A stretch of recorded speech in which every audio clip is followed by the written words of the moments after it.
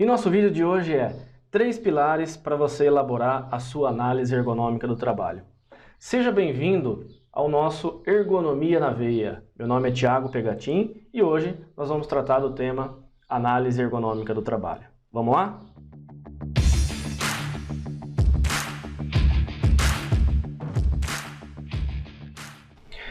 Então, o primeiro pilar para quem já trabalha ou quem quer iniciar e realizar a sua primeira análise ergonômica, o primeiro pilar é conhecimento. Quando a gente fala de conhecimento, nós estamos pensando exatamente nas necessidades do cliente. Porém, nós precisamos ter de base, um conhecimento prévio sobre a área, para que a gente consiga unir teoria e prática de uma maneira mais tranquila, de uma maneira mais assertiva. Então, uma das primeiras perguntas que surgem é justamente, Thiago, o que é análise ergonômica do trabalho? E para a gente responder, nós temos duas formas distintas. Então, primeira coisa, análise ergonômica é uma metodologia estruturada e que busca atender a uma legislação específica, que é a NR17, que é a norma que regulamenta a ergonomia no Brasil. Porém, nós temos que pensar que a análise ergonômica do trabalho, ela é um meio de transformação da situação de trabalho. Por meio de uma análise ergonômica, nós podemos entender de fato uma realidade de trabalho e, a partir disso, promover mudanças importantes, promover mudanças realmente transformadoras para aquela população, seja para a empresa ou seja para os trabalhadores. Então, mais do que a gente entender o que é, a gente precisa entender ao que se aplica uma análise ergonômica do trabalho. Então vejamos, uma empresa que está passando por um momento em que muitas pessoas estão adoecendo. As pessoas estão se afastando do trabalho por conta de lesões relacionadas ao trabalho. Provavelmente essa seja a maior das demandas que a gente tem em ergonomia. Quando a empresa começa a ter algum problema relacionado a afastamentos, isso vai refletir em custos e, consequentemente, vai demandar um estudo mais aprofundado dessas situações. Então, a aplicação da ergonomia, ou da análise ergonômica do trabalho, ela deve ser sempre uma aplicação prática. Nós devemos justamente entender esses conceitos de base, que formam essa área da ciência e aplicá-las. Elas devem estar sempre linkadas à atividade de trabalho. Então é muito importante, novamente, que o profissional faça essa junção do que é teoria, dos conceitos teóricos e da prática. E quando a gente fala de conceitos teóricos, vocês podem estar perguntando, mas que conceitos são esses, Thiago? E aí a gente entra num item que a gente chama de fatores de risco, ou fatores de análise, ou variáveis de análise, que é um tema que pode por si só dar uma aula toda aqui. A gente pode até pensar em gravar um vídeo mais para frente só sobre esse tema. Então, o que são variáveis de análise em ergonomia? Quando uma empresa, um cliente chama para fazer essa análise ergonômica, você vai pensar de cara, eu vou identificar as posturas incorretas, vou avaliar se o mobiliário está adequado àquela atividade ou não, vou avaliar se os processos produtivos, se as demandas do processo produtivo estão de acordo com as demandas das pessoas, a possibilidade dos indivíduos. E quando a gente fala de tudo isso, nós estamos falando de variáveis de análise, ou fatores de risco. Então é importante que a gente tenha esse entendimento conceitual, do que é ergonomia, a que se aplica essa análise ergonômica e agora a gente consiga identificar fatores de risco. Porque um dos maiores problemas que nós percebemos das análises que a gente observa, os alunos que mandam às vezes material para a gente poder dar uma olhada, para a gente poder dar uma corrigida, é que na análise o profissional não deixa claro quais são os fatores que ele está analisando. E isso é uma falha muito importante, porque quem pega a sua análise, o seu relatório, não necessariamente é um profissional da área. Na maioria das vezes mas esse profissional não está diretamente trabalhando com ergonomia, não está diretamente ligado à ergonomia. Então nós precisamos especificar de uma maneira que fique fácil a compreensão para quem está lendo, né, esse relatório. Então é muito importante nós elencarmos todos os fatores de risco e a partir disso nós vamos passar para a próxima etapa, que é definindo o método da análise ergonômica do trabalho. Esse é o nosso segundo pilar de hoje. Eu preciso ter um método estabelecido para chegar a um resultado plausível. Tiago, o que é isso? Vou dar um exemplo aqui para vocês. Quem vai do interior de São Paulo, para a capital, pode ir de ônibus, pode ir de carro, pode ir de avião, enfim, pode ir a pé, pode ir de bicicleta. E cada um pode seguir um caminho específico. Uma das pessoas saindo aqui do interior de São Paulo pode ir pela Marechal Rondon, outro pode ir pela via Washington Luiz, pela via Anhanguera, outro pode ir pela rodovia dos Bandeirantes, enfim, cada um vai definir um caminho para poder chegar até a capital. Vamos supor que todas essas pessoas elas tenham um objetivo, tenham uma reunião agendada em determinado local de São Paulo às 8 horas da manhã. Para que todo mundo chegue no horário, cada um vai ter que fazer um planejamento. Então quem vai sair de carro vai ter que sair daqui X horas, quem vai sair de ônibus tem um horário marcado para chegar lá dentro do horário, quem for de bicicleta vai ter que sair 2 dias antes, enfim. Mas o fato é que todo mundo vai ter que se planejar para chegar lá às 8 horas. Se todo mundo chegar, supondo que esse seja o objetivo aqui desse nosso exercício, todo mundo chegou dentro do horário. Todo mundo atingiu um objetivo. Só que um chegou de bicicleta, o outro chegou de carro, o outro chegou de ônibus. Mas o objetivo foi atingido. O meio de transporte, aqui no caso, foi o método escolhido, né? A metodologia para chegar lá, o método para chegar lá, foi definido individualmente por cada um. O fato é que todo mundo chegou. Então a gente tem que pensar que quando a gente fala de metodologia ou de método, nós precisamos de uma estrutura, né, que dê suporte para o nosso relatório, para o nosso trabalho de ergonomia. E talvez esse seja um outro grande erro que o profissional comete ao elaborar uma análise ergonômica do trabalho. Não ter um método definido. Porque se eu não tenho um método definido, eu não consigo replicabilidade. Eu não consigo, eu aplico um tipo de análise para uma empresa, outro tipo de análise para outra empresa, e até aí tudo bem. Se você conseguir chegar no resultado, no objetivo, né, do seu cliente, que é entender essas demandas e traduzir isso num relatório de qualidade, ótimo, mas você vai perder muito tempo. Se cada vez você tiver que mudar o seu método, primeiro que você pode não ter resultados tão satisfatórios e segundo que você vai demorar muito mais tempo.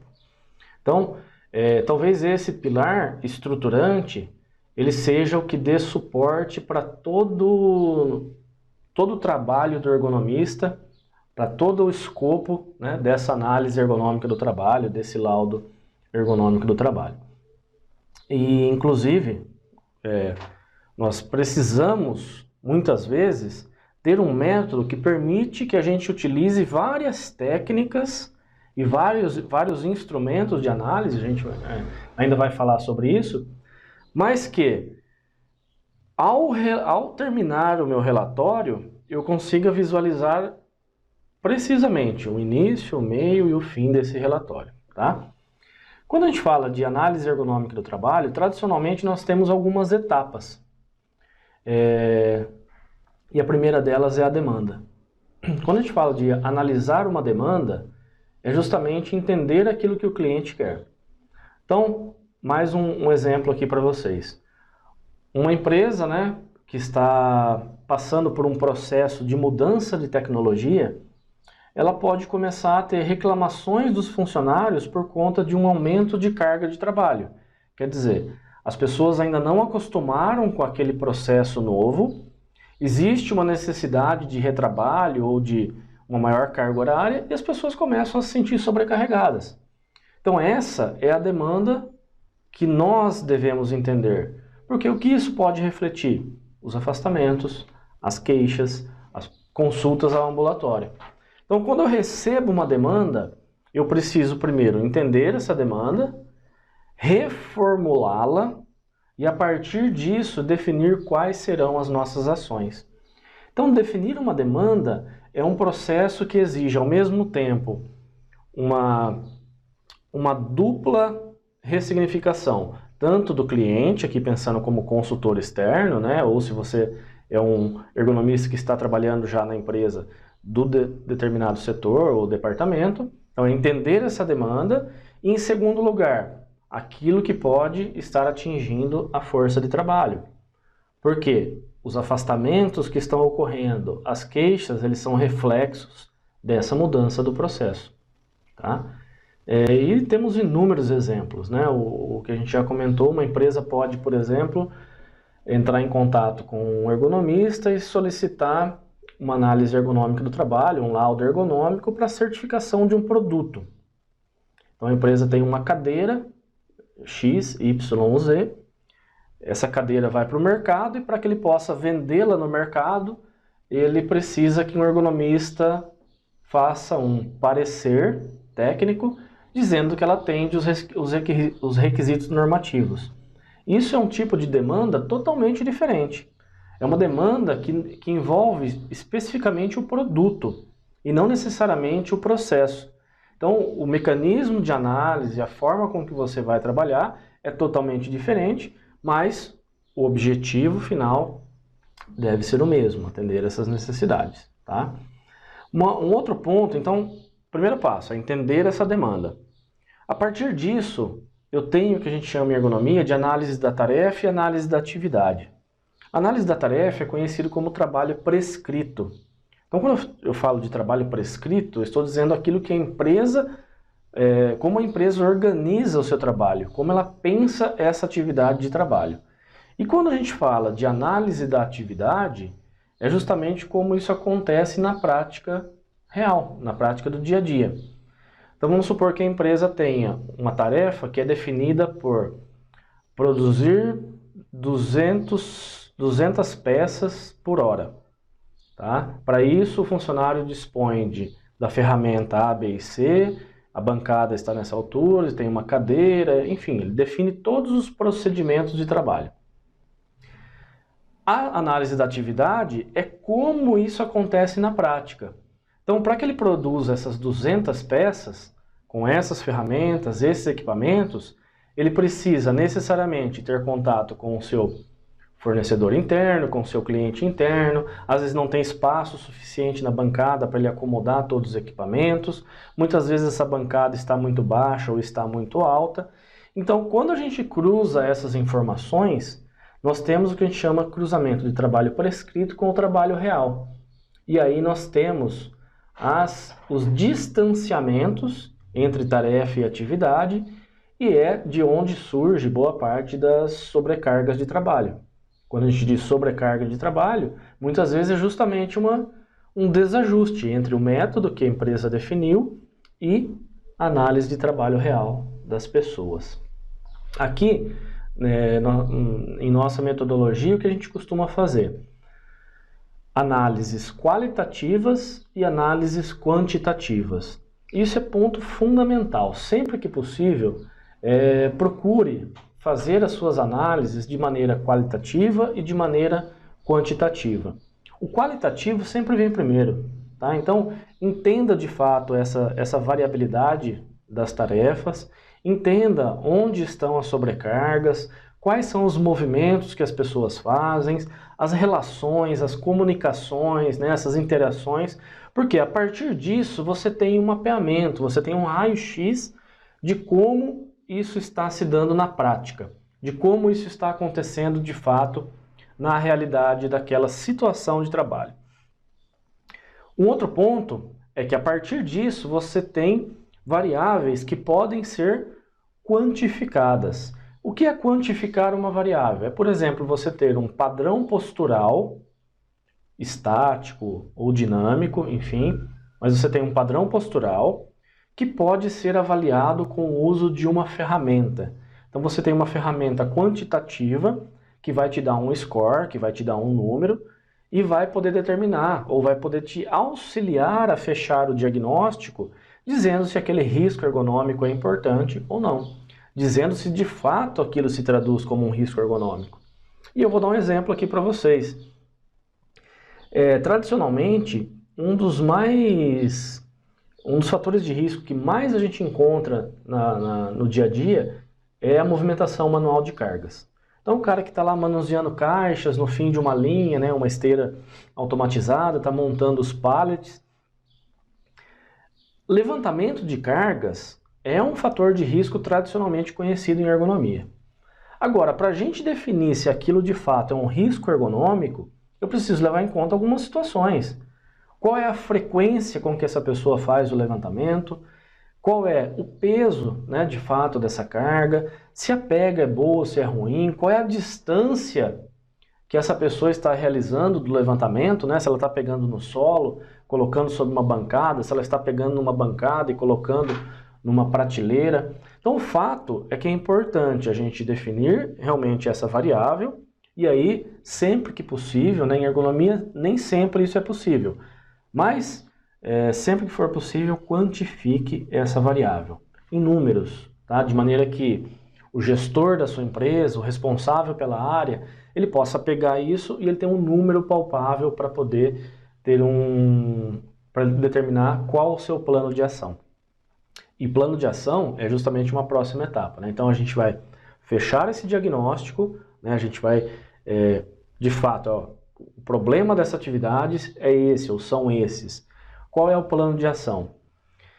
Veja, uma análise ergonômica, né, um laudo ergonômico sem plano de ação, hoje é muito falho. Os órgãos fiscalizadores não aceitam análise ergonômica, não aceitam um estudo ergonômico sem que ele tenha um plano de ação. A primeira coisa que ele vai perguntar para a empresa, tudo bem, você analisou, você identificou, e agora me diz, em quanto tempo você pode resolver isso? Em quanto tempo você pode, na prática, definir essas prioridades? Isso é estabelecer um plano de ação. Existem N ferramentas que podem auxiliar, né, o profissional, mas de fato é importante que você consiga quantificar esses riscos e colocá-los dentro de uma escala de prioridade, tá ok? E ainda dentro do método, né, desse pilar de metodologia que é tão importante, nós podemos criar aqui, né, uma vez realizada essa análise, nós temos indicadores, né, ou nós temos números, temos situações que nos permitem criar indicadores. Então a empresa criou esse plano de ação, ela estabelece algumas metas, ela coloca essas prioridades e a partir disso ela vai acompanhar esses números, ela vai acompanhar esses indicadores. Nós vamos ter um episódio que fala somente sobre gestão, mas o segundo passo, após a empresa analisar a atividade, após a empresa conhecer a sua atividade, é justamente você definir critérios de acompanhamento. A empresa que não consegue colocar isso em prática, ela dá um tiro no pé. Aqui vai uma dica para você que é ergonomista, né, ou que está começando na área. Se a empresa não conhece os riscos, ela não fez um estudo ergonômico, ela ainda não está sendo negligente. Mas quando a empresa conhece esses riscos e não fez nada para reduzi-los, para mitigá-los, colocou a análise ergonômica na gaveta só para cumprir tabela, ela passa a ter culpa, né? Ela passa a ter dolo. E aí isso pode ser pior em relação às questões legais, às questões fiscalizatórias. Tá ok? Então é importante que aquilo que foi identificado, ele seja planejado de uma maneira adequada, seja colocado num plano de ação, e aí você vai aos poucos implementando. Nenhuma empresa, nenhum profissional precisa fazer tudo de uma vez, tá, gente? É importante que você tenha justamente esses critérios de priorização, porque aí você consegue demonstrar. A gente está atacando primeiro esse problema, depois a gente vai atacar esse problema, é o manuseio de cargas, é o movimento repetitivo, enfim. Você pode definir as prioridades de acordo com a sua metodologia, mas é importante que defina. É importante que defina e que aos poucos você vá reduzindo e vá mudando essa situação, ok? Até para você conseguir provar ao longo do tempo que você está evoluindo nessas condições ergonômicas. E o nosso terceiro pilar de hoje são instrumentos de coleta e análise. Veja, você já conseguiu, né, ou pelo menos já tem uma ideia que é necessário conhecimento sobre os conceitos de ergonomia, sobre fatores de risco. Nós já falamos do método, falamos da importância de se ter um método em análise, um método em ergonomia. E, uma vez definidos esses fatores, é importante que você tenha instrumentos e ferramentas de análise. Então, o nosso terceiro pilar são instrumentos e ferramentas de análise. A gente já comentou que muitas vezes eu preciso quantificar uma situação. Mas antes disso, eu tenho que ter instrumentos de coleta que me dão suporte para o meu relatório. Então vejam, se eu vou trabalhar com um questionário, com um checklist, eu vou fazer fotos, vou fazer filmagens, para tudo isso eu preciso estabelecer uma técnica. Até para filmar, até para entender uma situação de trabalho, eu preciso filmar as pessoas de frente, de lado, eu preciso ter uma visão anterior, posterior. Como eu vou fazer essa coleta? Por quanto tempo eu preciso filmar as pessoas em uma atividade de trabalho? Vejam, é uma questão relativamente simples, mas isso varia muito de empresa para empresa ou de atividade para atividade. Eu vou dar um exemplo. Quem conhece uma atividade no trabalho de frigoríficos de frango, abatedouros de frango, sabe que predominantemente é uma atividade repetitiva. Então, a maioria dos setores existem movimentos repetitivos. Então, os ciclos de trabalho, isto é, passou um frango, a pessoa realizou um procedimento. Passou outro frango, realizou o procedimento. Então, isso são ciclos de trabalho. Eles são muito curtos. Então, se eu filmar essa atividade durante 2, 3, 5 minutos, eu tenho uma quantidade de movimentos ali para analisar gigantesca. Eu consigo definir muito bem padrões. E aí fica mais fácil da gente avaliar, inclusive quantificar. Agora vejam, se eu estou analisando uma empresa, por exemplo, nós prestamos serviço para vários, né, mas uma montadora de máquinas pesadas. Para uma atividade, por exemplo, a montagem de um caminhão desses que trabalham em mineradoras, ele leva em torno de 7 horas. Tá? Então, para sair um caminhão pronto, ele leva 7 horas. Dependendo, tem outras empresas que para sair um caminhão desses, elas saem em 1 hora. Mas enfim. E você está avaliando um processo que é a solda do chassi desse caminhão. Então, só a solda do chassi do caminhão, ele leva, por exemplo, 50 minutos em cada posto de trabalho. Então, em cada atividade de trabalho, esse chassi fica parado e as pessoas ficam soldando por 50 minutos. Então, vejam que o ciclo de trabalho dele é de 50 minutos. Tem como a gente filmar só durante 5 minutos? Pouco provável. Então, para que a gente tenha uma amostragem adequada, eu preciso pelo menos entender todo um ciclo de trabalho. Quiçá mais, né? Então, essas filmagens, elas vão, ou as fotos, né, os registros que você está fazendo, elas vão demorar pelo menos 50 minutos. Se você for acompanhar 2 ciclos, que eu recomendo fortemente, né, 2, 3 ciclos, a sua coleta de dados vai demorar 2, 3 horas, no mínimo. Então, é importante que a gente consiga definir isso antes e separar instrumentos de coleta que sejam adequados. Instrumentos de coleta que vão nos permitir chegar ao diagnóstico daquela atividade. Porque senão eu vou coletar um monte de coisas, um monte de dados que depois não vai me servir para nada. Eu vou coletar um monte de dados que eu vou ter que filtrar, vou perder um tempão para analisar e o resultado disso não vai ser tão bom. Tá? Então, é importantíssimo essa seleção adequada. Mais ainda, vamos supor que nessa atividade você precise realizar medições ambientais. Um dos itens da NR17, a gente vai ter um vídeo só sobre isso, é sobre as condições ambientais de trabalho. E lá nós temos que avaliar pela NR17 ruído, temperatura, velocidade do ar, umidade relativa e outros itens, tá? Para que eu possa fazer isso de uma maneira adequada, de uma maneira correta, eu preciso de equipamentos. Então eu tenho que conferir se esses equipamentos, eles estão calibrados? Eles têm uma validade daquele número que ele vai dar para a gente? Porque vamos supor que eu esteja avaliando temperatura efetiva. Para que eu consiga definir se ele está realmente em 23 graus de temperatura efetiva, que é um parâmetro lá da norma, eu tenho que confiar nesse número. Eu tenho que saber que esse número representa a realidade. E para isso eu preciso que o meu instrumento esteja calibrado. Se o meu instrumento não está calibrado, eu não tenho nenhum grau de confiança. Então é importante que o profissional esteja atento a essa situação para que depois de toda a coleta, todo o relatório, ele chega ao final, ele não pode usar esse dado porque o instrumento não estava dentro das especificações. E as empresas que têm um sistema de gestão instituído, ela vai conferir se esse dado está correto ou não. Ela vai conferir se o seu certificado de calibração está dentro de um prazo de validade razoável. Tá? Isso é muito relativo, mas nós precisamos ter consistência nas nossas análises.